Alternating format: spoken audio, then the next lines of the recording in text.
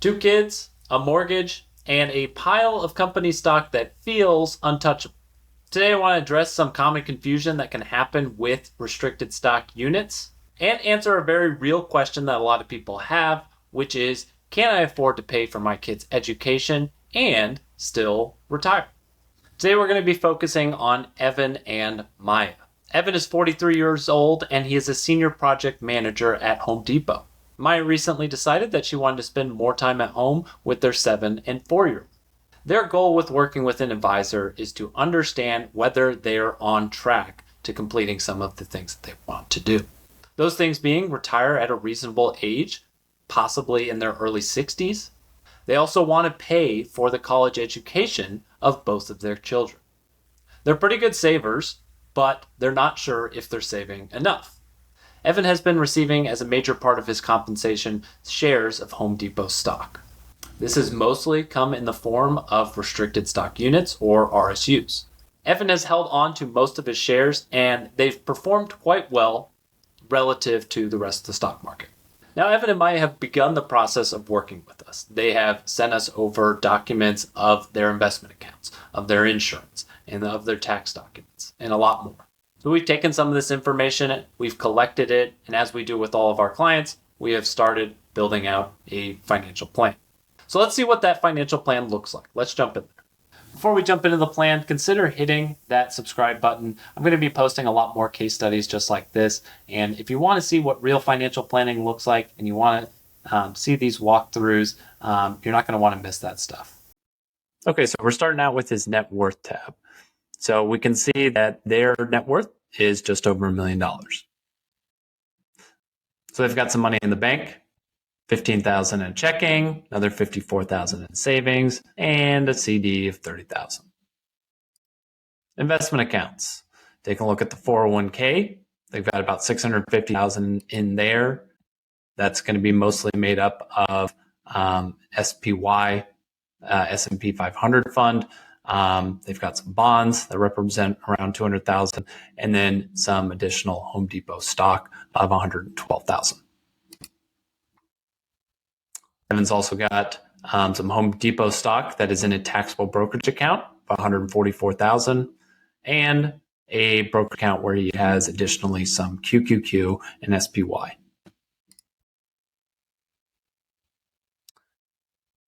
Evan's current RSU grants, he's got about $16,000 that has vested, but has yet to move over to his taxable brokerage account. So we're going to get into that, kind of what that means, where is that intermediary place before it arrives in the taxable brokerage account.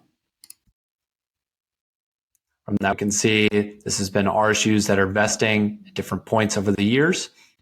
These RSUs are on a 3-year vesting period, where 33% vest every year for the course of 3 years. Evan and Maya are also homeowners. So they do have a mortgage on that home. They bought it about 3 years ago. And so they paid down the mortgage just a little bit, but most of the principal is there. Let's take a look at the income screen. So Evan's making about $220,000 a year. That's not including the restricted stock units that he's receiving. So we also have Evan and Maya receiving Social Security, so they'll each be getting that. As far as savings, we do have that Evan and Maya are contributing an additional $5,000 a year to their taxable brokerage account. Evan's doing 10% towards 401k, and his employer is matching 100% of contributions up to. As far as their expenses, pre-retirement living expenses, we have at about $8,000. So we've got the kids in the house. This does not include the mortgage payment. So about an additional $3,000 there for the mortgage. So this is including just about everything but that. And they're filing jointly. No real reason to be looking at filing separate. Okay, now over to the goals. So we do have Evan and Maya both retiring at 64. I know we said early, mid-60s. We just put in 64 to see how that would look just to start. Monthly expenses, we had that coming down in retirement to $7,000 a month. So we'll kind of run through this here pretty quickly. You get the idea. We've got some healthcare costs in there, just projecting at what they would, on average, spend in retirement. And that's not including one-off health expenses. We also have a long-term care, end of life. That can be a significant cost. So we're just going to throw that in there as well for $75,000 for each of them. And that I believe we have an expense in there for the last 2 years of their life. Wedding, colleges, as we mentioned, 2 college payments being in there. One of the kids getting a little bit of scholarship to help offset that cost. Evan and Maya also went over with us that once the kids get a little bit older, about every 3 years, they'd like to take a big trip. So we put that in there for $10,000, starting about 7 years from now. And again, going about every 3 years. And Evan and Maya give to their church annually. So we said, hey, what would it look like if you continued to do that and did it in an amount of $5,000 per year every year until you both pass away? Let's go ahead and take a look at the retirement projection. So pretty good. We're sitting at 87%. We can see that median ending portfolio about $5,469,000. Let's break that out into what the confidence intervals look like. So the confidence intervals just runs a whole bunch of different simulations of different market environments to say, okay, what will it look like if we have 3 good years with the stock market and 3 bad years with the stock market? What will it look like if we have 5 years of bad stock market and then 2 really, really good years of the stock market? So we're going to take a look at a whole bunch of different simulations for what could occur over the next, as long as we have the plan going out, basically until Evan and Maya pass away. So this is kind of how we're getting that median ending portfolio value. So kind of where, you're falling in the middle. It's not an average, it's the median. It's the most middle scenario. So, scenario 500 out of 1,000, 1 being the worst, 1,000 being the best. This chart right here kind of shows that, all the tippy top here of this light purple section being one of the best case scenarios that can happen with them. Gosh, every year that they put money in, it's a really good year for the stock market. Whenever they take money out, it's right before the market crashes. Everything's going really well. The bottom scenario here being that everything was mistimed. They put money in and then the stock market went down. They took money out and then it shot right back up. Inflation was way more expensive than what we projected. And basically everything that's bad that could have happened didn't happen. So in that case, their plan doesn't go so well, but that's an extremely unlikely scenario. So what is the most likely scenario? What is the average scenario? Is that their portfolio will have an ending median value about $5.5 million. Now, we haven't applied our full recommendations to this. We'll be doing some investment allocation updates and some other things.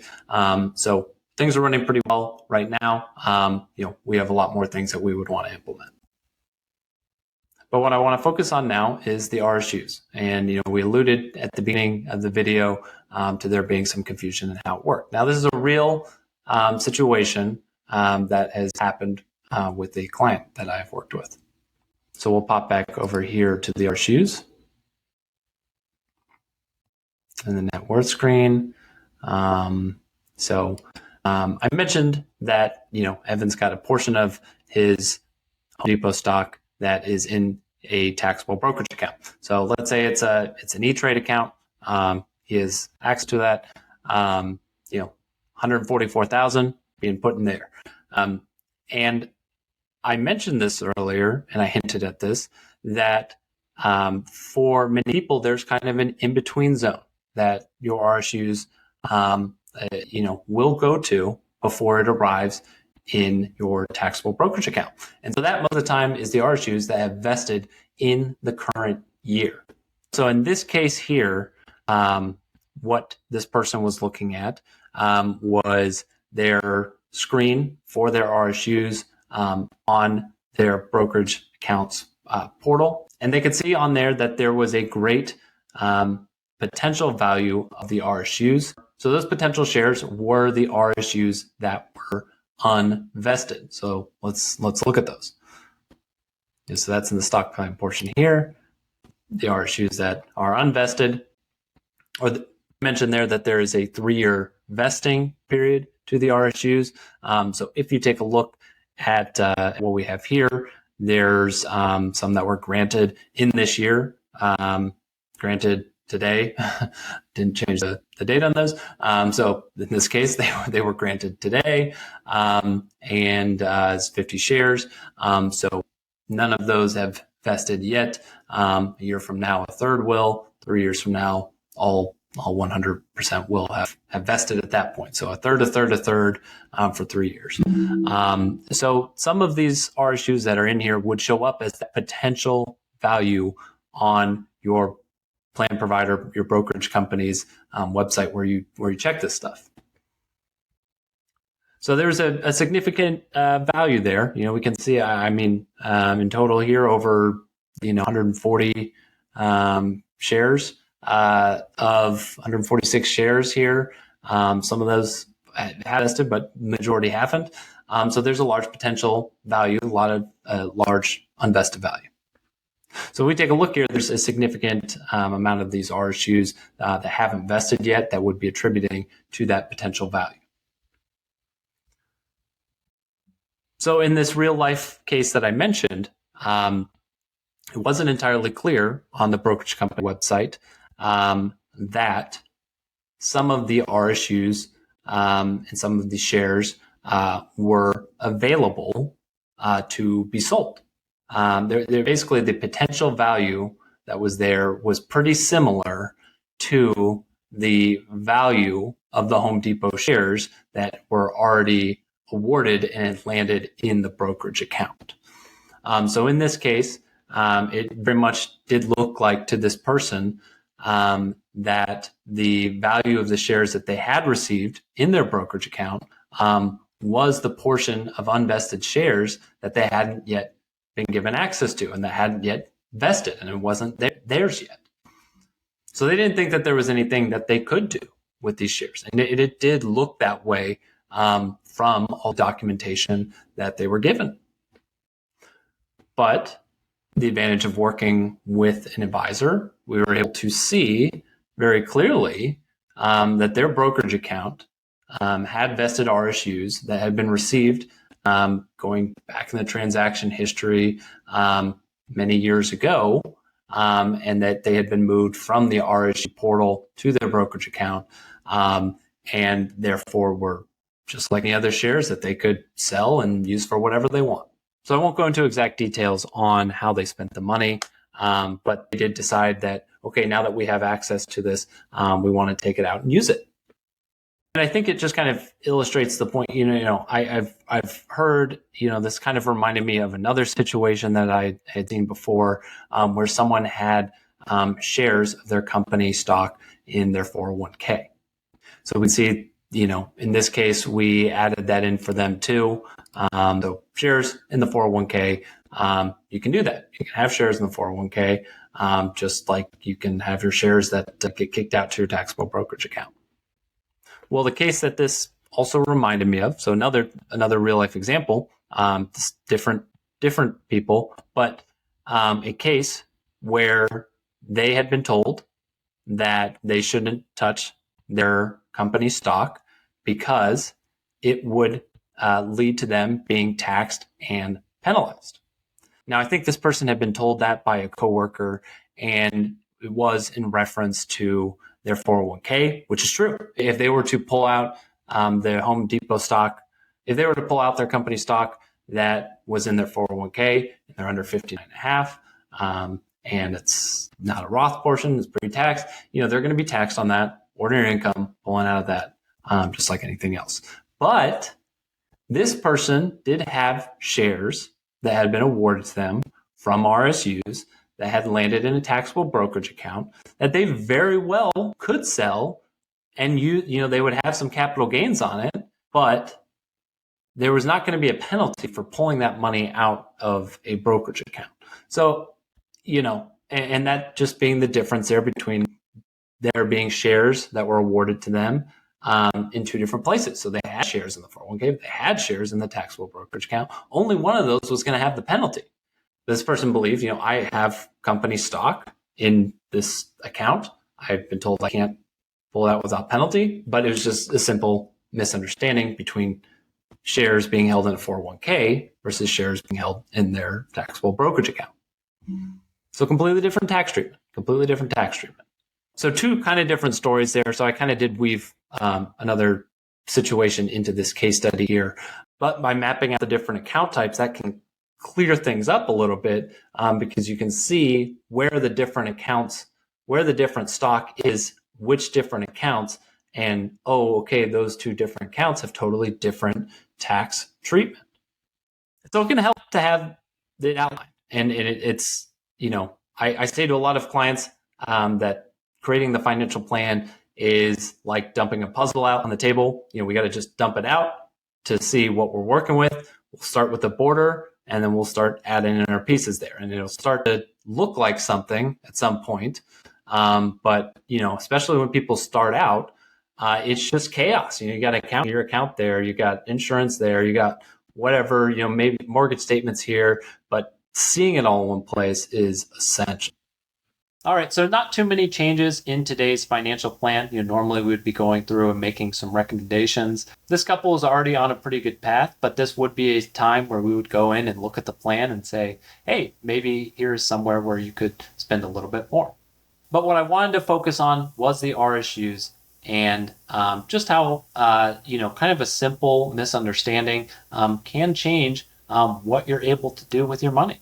So if you're someone with restricted stock units or some other form of stock compensation and you have questions, you're saying, I don't know how this stuff fits into my personal situation, I want to know what's possible, consider reaching out to our office and you can schedule a free intro call with me. You can find the link to schedule with me in the video's description. Thanks for watching.